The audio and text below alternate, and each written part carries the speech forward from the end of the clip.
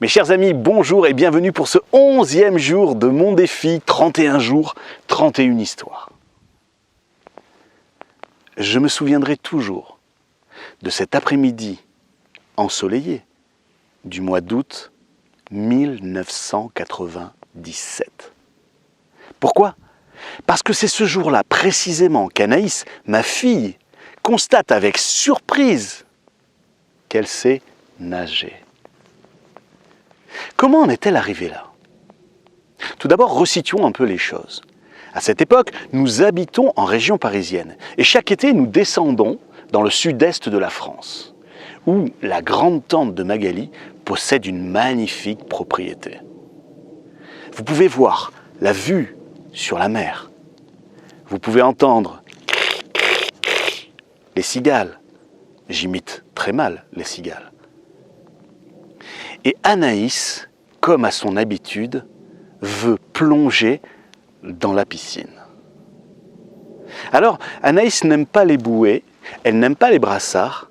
Alors, nous avons trouvé une astuce. C'est un maillot, une pièce, de la marque Eureka. Je ne sais pas si cette marque existe toujours, mais en tout cas, ce qui fait sa particularité, c'est qu'elle possède, à l'intérieur, cousu, 3 boudins en polystyrène sur le devant et 3 boudins en polystyrène sur l'arrière. Ce qui fait que l'enfant, lorsqu'il plonge dans l'eau, flotte. Papa, tu peux me faire les plongeons ? Je sais pas nager, mais avec mon maillot, on fait les plongeons et c'est bon. J'imite très mal ma fille également. Bien sûr, Anaïs, il n'y a pas de souci. Le jeu consiste donc à ce que Anaïs plonge dans la piscine, fait quelques brasses, et moi qui suis dans la piscine, je la remonte sur le rebord. Et ça se passe comme ça pendant quelques minutes. Et puis vous savez, mes chers amis, comment sont les papas. Ils sont parfois créatifs, inventifs, ils font même un peu n'importe quoi. Et ce moment-là que je choisis, c'est le moment où je ressors Anaïs de l'eau, et je lui enlève un boudin, je ne sais pas pourquoi, ce qui m'a pris par la tête. Et je le planque sur le côté. Anaïs plonge, nage, s'aperçoit de rien et remonte. Lorsqu'elle remonte, je lui enlève un autre boudin. Et je fais ça 6 fois de suite. À la 6e fois, donc, elle n'a plus de boudin autour du maillot. Elle plonge et elle nage. Et elle remonte. Et je lui dis, Anaïs, tu sais nager ? Mais non, papa, c'est pas ce que j'y mets. Et elle constate qu'elle n'a plus de boudin sur le devant. Et plus de boudin sur le derrière. Mais papa, où sont passés mes boudins ? Anaïs, je te dis que tu sais nager, peu importe si tu as des boudins ou pas. Non papa, c'est le maillot qui fait ça, je veux changer mon maillot.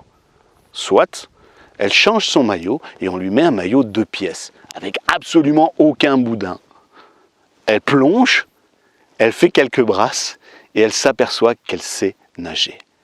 Lorsque je la remonte, elle me regarde et elle me dit « Papa, je sais nager !» Elle avait dans les yeux une expression de joie, d'étonnement, de surprise.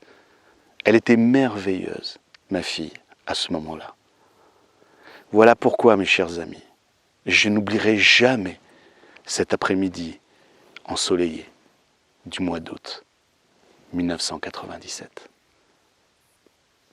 Si je dois tirer 2 leçons de cette histoire, c'est tout d'abord que lorsqu'on veut expérimenter quelque chose, apprendre une nouvelle compétence, allons-y pas à pas, étape après étape, comme lorsque j'ai enlevé chacun des boudins d'Anaïs. Si j'avais enlevé les 6 boudins d'un coup, c'est sûr, elle se serait aperçue qu'elle était plus légère, qu'elle n'avait plus ses boudins.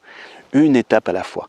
Ça, c'est peut-être ma première leçon, celle que j'en tire. Et la deuxième leçon que j'en tire, c'est que nous croyons parfois que nous ne possédons pas telle ou telle compétence, que nous ne saurons pas faire. Et pourtant, il nous suffit juste d'essayer ou d'y croire pour y parvenir. Voilà mes chers amis, c'était ma 11e histoire, notre 11e histoire de ce challenge, de ce défi 31 jours, 31 histoires. Demain, soyez présents pour la 12e histoire. Et d'ici là, je vous dis excellente journée.